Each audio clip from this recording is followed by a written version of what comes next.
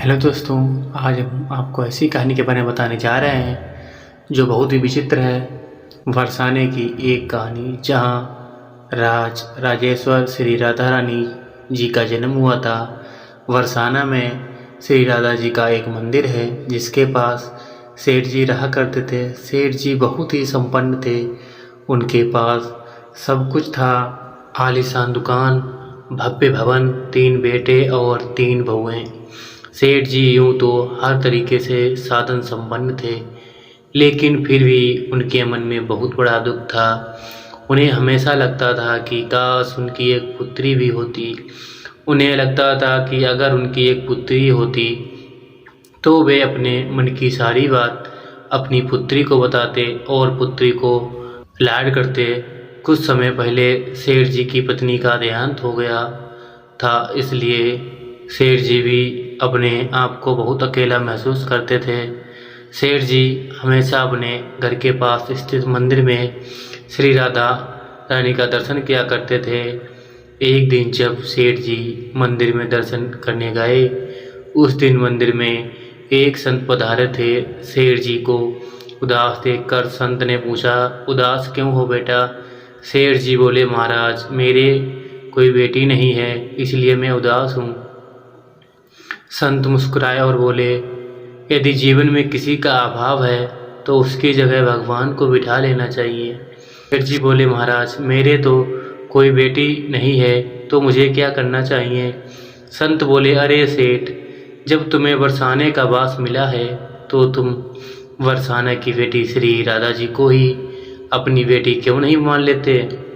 संत की यह बात सेठ जी को बहुत पसंद आई।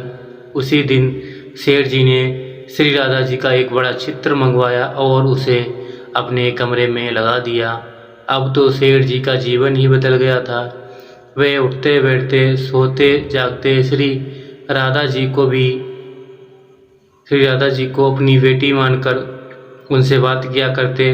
उन्हें पुत्री को हर बात बताना बहुत आनंद आता था। उनकी राधा रानी में ऐसी लगन लगी, जब भी दुकान पर जाते तो श्री राधा रानी को भोग लगाकर और प्रसाद पाकर जाते थे। शाम को लौटते थे तो राधा जी को प्रणाम करते, उनसे बात करते और भोग लगाकर फिर वह स्वयं ग्रहण करते थे। और जब भी सेठ जी से कोई उनका परिचय पूछता तो सेठ जी कहते थे, 3 बहू बेटे हैं, घर में सुख सुविधा है, पूरी संपत्ति भरी भवन में रहती है, नहीं कोई मजबूरी, कृष्ण कृपा से जीवन पथ में आती नहीं है कोई बाधा, मैं बड़भागी पिता हूँ, मेरी बेटी है श्री राधा। एक दिन सेठ जी के घर में चूड़ी पहनाने वाली मनिहारिन आई। तीनों बहुओं ने बारी बारी जाकर मनिहारिन से चूड़ियाँ पहन ली।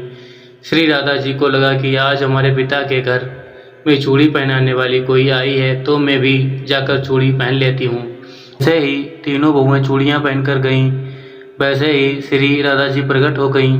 मनिहारिन ने जब राधा जी का स्वरूप देखा तो वह उन्हें देखते ही रह गई। राधा जी बोली, मुझे भी चूड़ी पहनना है। मनिहारिन ने समझा उनके घर में कोई मेहमान आया है। यह सोचकर मनिहारिन ने राधा जी को भी चूड़ियाँ पहनाई। श्री राधा जी चूड़ियाँ पहनकर और एक कोने में जाकर अंतर्ध्यान हो गई। सभी को चूड़ियाँ पहनाकर मनिहारिन हमेशा की तरह चूड़ियों का पैसा लेने सेठ जी के पास रुपए लेने पहुंची। मनिहारिन को देखते सेठ जी बोले, घर पर चूड़ियाँ पहनाने गई थी, यह तुम्हारे पैसे? सेठ जी ने मनिहारिन को जितने पैसे हर बार देता था उतने ही पैसे उस बार भी देने लगा। मनिहारिन बोली, सेठ जी, इस बार मैं ज़्यादा पैसे लूँगी, मैंने आपके घर में 3 जनों की नहीं बल्कि 4 जनों की चूड़ियाँ पहनाई हैं। सेठ जी बोले, हमारे घर में 3 बहुओं के अलावा तो कोई भी नहीं है, तो चूड़ियाँ किसको पहनाई हैं? मनिहारिन बोली, यह मैं नहीं जानती हूँ, लेकिन मैंने तो चूड़ियाँ 4 को पहनाई हैं। सेठ जी बोले, पहले मैं घर में पता करता हूँ, उसके बाद मैं ही तुम्हें पैसे दूंगा। मनिहारिन बोली, ठीक है, अब घर में पता कर लीजिए। यह कहकर मनिहारिन चली गई। शाम को सेठ जी घर पर पहुँचे। उन्होंने घर में मनिहारिन के बारे में पूछा तो उनकी बहू ने कहा कि केवल हम तीनों ने ही चूड़ियाँ पहनी थीं। सेठ जी बोले, मैं भी कहूँ और कोई है ही नहीं जिसने चूड़ियाँ पहनी हो। इस प्रकार सेठ यह बात भूल गए और अपने नित्य काम में लग गए। सेठ जी राधा राधा बोलते श्री राधा जी को प्रसाद भोग लगाकर भोजन करके सो गया। जब सेठ जी को नींद आ गई तो उनके स्वरूप में राधा जी प्रकट हुई। राधा जी बहुत उदास थी, उनकी आंखों में आंसू थे। सेठ जी ने पूछा, बेटी उदास क्यों हो? श्री राधा जी बोली, आज मेरा मन बहुत दुखी है। मैंने आज अपने पिता का घर समझकर यहाँ उस मनिहारिन से चूड़ियाँ पहनी थीं, परंतु पिताजी आपने उस मनिहारिन को मेरी चूड़ियों का मूल्य क्यों नहीं दिया? आपने मुझे बेटी तो मान लिया, परंतु आपको मेरी याद नहीं आई, आपने मुझे भुला दिया। इससे मैं बहुत दुखी हूँ। यह सुनकर सेठ जी सपने में रोते हुए बोले, बेटी मुझे क्षमा करो, मुझसे बहुत बड़ी भूल हो गई। सेठ जी की तुरंत नींद खुल गई, उनकी आंखों में आंसू थे। सेठ जी ने तुरंत ही तिजोरी में से पैसे निकाले और मनिहारिन के घर की तरफ चल दिए। सेठ जी ने मनिहारिन के घर का दरवाज़ा खटखटाया और मनिहारिन ने दरवाज़ा खोला। सेठ जी आप इतनी रात को सेठ जी को अपने घर पर देखकर मनिहारिन चौंक गई। सेठ जी के नेत्रों में से आंसू टपक रहे थे। सेठ जी बोले, तुम्हारे जैसा बड़भागी कोई नहीं है। मनिहारिन बोली, सेठ जी ऐसा क्यों कहते हो? फिर सेठ जी ने कहा, मैंने राधा जी को अपनी बेटी माना था, परंतु मैंने उन्हें कभी देखा नहीं, अपने नेत्रों से कभी नहीं देखा। लेकिन तुमने आज नहीं राधा जी को अपने हाथों से चूड़ियाँ पहनाई हैं। आज तुम्हारे जितना भाग्यशाली इस धरती पर कोई नहीं है। मैं तुम्हें अपनी पुत्री के पहनाई हुई चूड़ियों का मूल्य चुकाने आया हूँ। क्या कहकर सेठ जी ने रुपयों से भरा थैला मनिहारिन के सामने रख दिया और कहा, इसमें जो भी तुम्हें लेना है वह ले लो। जब मनिहारिन ने सुना कि स्वयं राधा जी उससे चूड़ियाँ पहने आई थीं तो उसकी आंखों में भी आंसू की धारा बहने लगी।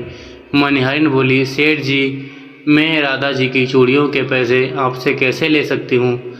राधा रानी तो इस बरसाने की बिटिया है और मैं बिटिया की चूड़ियों के पैसे आपसे नहीं ले सकती हूँ। परंतु सेठ जी नहीं माने।